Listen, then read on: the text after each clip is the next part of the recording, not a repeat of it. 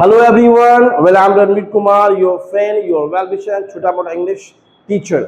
आज हम बात कर रहे हैं इंग्लिश प्रोनाउंसिएशन रूल्स का, क्योंकि अगर आपका इंग्लिश प्रोनाउंसिएशन रूल अच्छा है तो आपको इंग्लिश पढ़ने में उतनी दिक्कत नहीं होगी। बिकॉज अगर हम देखते हैं बिहार बोर्ड के बच्चों को, तो बिहार बोर्ड का सिस्टम है कि सबसे पहले इंग्लिश तो कंपलसरी है नहीं, और शिक्षक लोग भी कह देते हैं बेटा मैथ आपका इंपॉर्टेंट सब्जेक्ट है, आप मैथ पर ध्यान दो। लेकिन मैथ के जब मैट्रिक पास कर लेते हैं तो फिर आपका 100 नंबर का इंग्लिश कंपलसरी हो जाता है। तो जब इंग्लिश पढ़ने की बात आती है तो आप अटक जाते हैं, क्योंकि आपको इंग्लिश पढ़ने का जो रूल्स है वो आपको पता नहीं है। तो आज चलिए कुछ रूल्स आपको मैं बताता हूं जिससे आपको इंग्लिश पढ़ने में अटकन नहीं आएगी। चलिए शुरुआत करते हैं। आज लगभग 4-5 रूल्स हम लोग इंग्लिश प्रोनाउंसिएशन का देखेंगे जिससे आपका इंग्लिश बेहतर हो सके पढ़ने के समय। रूल 1 पर ध्यान देते हैं। जब किसी वर्ड के अंत में IGH हो, क्या हो, IGH हो, तो उसे हम लोग क्या पढ़ेंगे, आई पढ़ेंगे। जब किसी वर्ड का अंतिम अक्षर क्या हो, IGH हो, तो उसे हम क्या पढ़ेंगे, आई पढ़ेंगे। अब ये नियम आया कहां से, तो कहता IGH ये अंग्रेजी मूल ओल्ड इंग्लिश ओरिजिन से आया है, ओल्ड इंग्लिश ओरिजिन से आया है ना। तो IGH का जो उच्चारण है वो अक्सर क्या होगा, आई होता है। क्या होता है, आई होता है। तो इसलिए IGH का उच्चारण हम लोग क्या करेंगे, आई में करेंगे। चलिए कुछ एग्जाम्पल देखेंगे तो समझ में आएगा हम लोग को, और साथ साथ आपको प्रैक्टिस भी करना है जिससे आपका इंग्लिश क्या हो, मजबूत हो जाए, है ना। देखिए IGH है, IGH IGH IGH IGH IGH IGH IGH IGH IGH क्या पढ़ते हैं, high, tight, right, night, might, site, tight, fight, bright, flight, है ना। तो जब किसी वर्ड के में आप देखेंगे कि साथ में क्या रहेगा, IGH, तो उसको क्या पढ़िएगा आप लोग, IE, और प्रैक्टिस कीजिएगा। बिकॉज अगर आपके पास नॉलेज है तो उसको प्रैक्टिस कीजिएगा, तो नॉलेज को कभी आप भूल नहीं पाएंगे। Because practice makes a perfect man, इसके लिए है जो पहले उसके पास नॉलेज हो, तभी वो प्रैक्टिस करेगा, तब जाके वो सही या परफेक्ट इंसान बनेगा। चलिए अब रूल नंबर हम लोग 2 पर ध्यान देते हैं। चलिए रूल 2 क्या कहता है, जब किसी वर्ड के अंत में क्या हो, GY हो, तो उसका उच्चारण क्या होगा, ज होगा। जब किसी वर्ड का अंतिम अक्षर क्या हो, ZY हो, तो उसका अंतिम अक्षर का उच्चारण हम क्या करेंगे, ज करेंगे। GY लैटिन ओरिजिन वाला सफिक्स है, तो जो GY से बना है, तो GY का जो उच्चारण क्या होगा, ज होगा। क्या होगा, ज होगा, है ना। इसलिए GY का उच्चारण क्या होता है, ज होता है। क्या होता है, ज होता है। चलिए कुछ एग्जाम्पल लेंगे तो ज्यादा समझ में आएगा।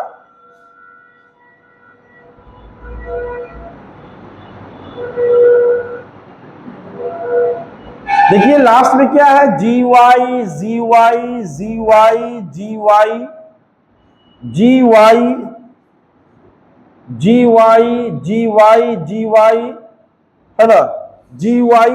तो क्या पढ़ते हैं हम लोग, एनर्जी, सिनर्जी, स्ट्रेटजी, साइकोलॉजी, जी, बायोलॉजी, जी, टेक्नोलॉजी, जी, एनालॉजी, जी, आइडियोलॉजी, जी। जब किसी वर्ड का अंतिम अक्षर GY होगा तो उसे हम लोग क्या पढ़ते हैं, ज। क्या पढ़ते हैं, ज।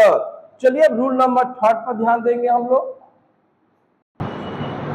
चलिए रूल नंबर 3 क्या कहता है, जब किसी वर्ड में TI आता है, क्या आता है, टी आई आता है तो उसका उच्चारण क्या होगा?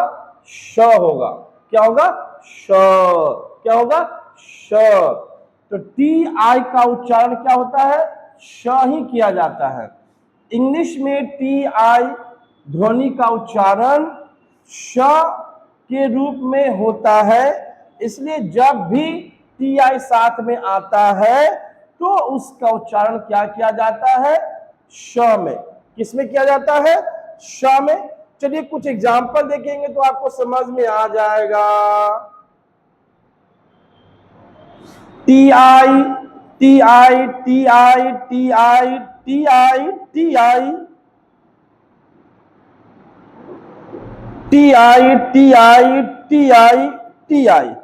Nation, partial, station, motion, condition, position, edition, ambition, competition and nutrition, है ना।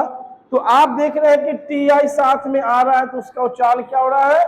श हो रहा है। तो जब कि किसी वर्ड में टी आई साथ में आएगा तो उसका जो उच्चारण क्या होगा? श होगा। चलिए अब नेक्स्ट पे ध्यान देते हैं हम लोग। नेक्स्ट रूल कहता है जब किसी वर्ड में पी एस साथ आता है, एक साथ आता है, तो पी का उच्चारण नहीं होता है। पी क्या हो जाता है?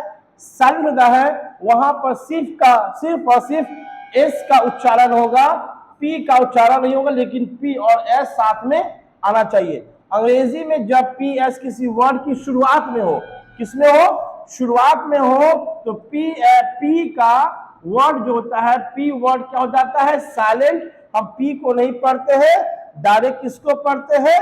एस को पढ़ते हैं। तो जब किसी वर्ड का शुरुआत पी एस से होगा तो पी का उच्चारण हम लोग नहीं करेंगे, डायरेक्ट उच्चारण किससे करेंगे? स से करेंगे। चलिए कुछ एग्जाम्पल देखते हैं, समझ में आ जाएगा। P S, P S, P S, P S, P S, P S, P S, P S, दिख रहा है ना? साइकोलॉजी, यहां से पढ़ रहे हैं, पी को नहीं पढ़ रहे हैं। साइकोलॉजी, साइकोलॉजी, साइनिक, साइनिक, साइको, साइको, एस्टोनियम, एस्टोनियम, साम, साम, सोरिसियस, सोरेसियस पढ़ सकते हैं आपको इसको, साइकेट्रिक, साइकेट्रिट और साइकोलॉजी, है ना। तो आप ध्यान रखेंगे जब किसी वर्ड का लेटर का पहला शब्द पी और एस होगा तो पी को हम लोग नहीं पढ़ेंगे। चलिए आज का लास्ट नियम हम लोग देखते हैं। लास्ट नियम के अधिकांश शब्द में यू आर का उच्चारण थर या उर होता है। तो थर कब होगा और उर कब होगा? जब यू आर ई से पहले कौन सा वर्ड हो? कॉन्सोनेंट, कॉन्सोनेंट या व्यंजन हो। तो यू आर ई को क्या पढ़ेंगे? यर पढ़ेंगे। क्या पढ़ेंगे? यर। और जब यू आर के पहले क्या हो? वॉवेल हो, मतलब ए ई आई ओ यू, वॉवेल 5 ही होते हैं, तो उस समय यू आर क्या पढ़ेंगे? ऊर पढ़ेंगे। तो यू आर ई से पहले क्या है? व्यंजन है, तो यर पढ़ेंगे। यू आर ई के पहले वॉवेल है तो क्या पढ़ेंगे? उर पढ़ेंगे। क्या पढ़ेंगे? यू आर ई के पहले व्यंजन है तो यर, यू आर ई के पहले वॉवेल है तो उर। अब थोड़ा ध्यान देने वाली बात है, यू आर ई में यू पर निर्भर करता है कि उच्चारण यर होगा या उर होगा। व्यंजन के बाद यू का उच्चारण प्रायः य ध्वनि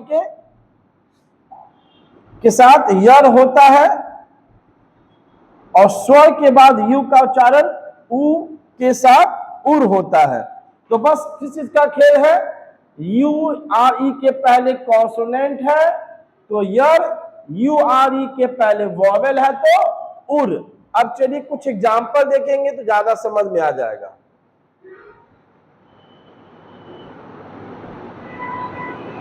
देखिए यू आर ई के पहले क्या है? देखिए व्यंजन है, व्यंजन है, व्यंजन है, व्यंजन है ना, व्यंजन है, व्यंजन है, इसको छोड़ देते हैं। देखिए यू आर के पहले क्या है, यहां पर देख रहे हैं, दिखाई दे रहा है पी पी, क्या दिखाई दे रहा है ना। अब इसका हम देखेंगे उच्चारण पर निर्भर करता है। देखिए प्योर, क्योर, यहां पर क्या आ रहा है, यर, pure, cure, secure, mature, secure, endure, है ना,